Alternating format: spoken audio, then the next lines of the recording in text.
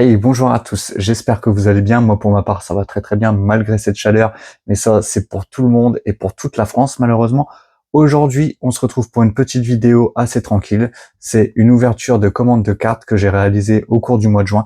Je me suis fait pas mal plaisir ce mois-ci, car il me fallait pas mal de cartes pour le deck Shadow et j'avais vraiment envie de compléter certains decks. Donc vous allez voir, il y a pas mal de petites cartes assez sympathiques et je vous propose qu'on découvre ça tout de suite ensemble. Donc, on va commencer par une petite princesse prométhéenne. Je l'avais plus qu'en une fois, je crois, dans le deck Salamandrette et une deuxième fois dans mon deck Roi du Feu. Elle était en anglaise malheureusement, donc du coup, j'ai décidé de l'acheter en française. En plus, avec cet artwork-là, elle est vraiment très très belle. C'est vrai que Konami, pour la Rarity 5, il me semble, ont vraiment fait des choses sympathiques au niveau des artworks.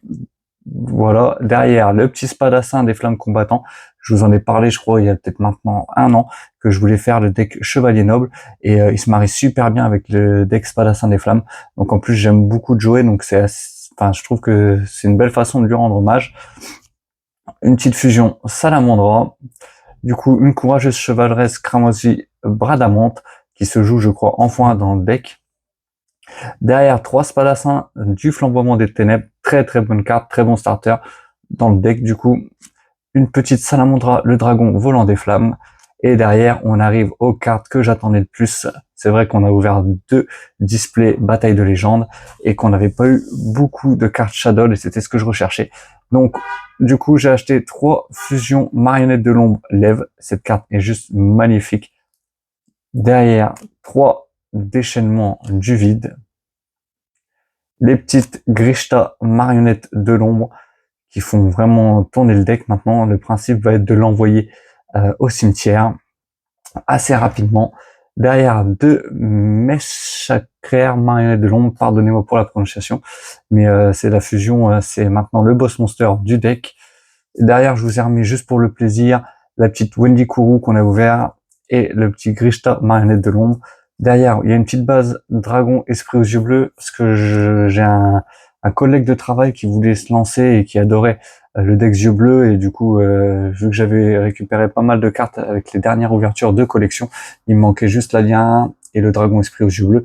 Donc du coup, je lui ai recommandé et j'en ai pris en rap pour moi parce que c'est une bonne ligue 1. Derrière, Faemena, que dragon. Donc cette carte là que je compte jouer dans mon deck Shadow car elle permet en effet rapide donc déjà de défausser une carte et invoquer par fusion mon dragon magicien.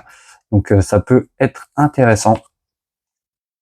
Derrière le petit dragon Fireborel, ça c'est la ligne que 2 que j'avais pas ouvert dans les boosters qu'ils nous avaient donné au CDF.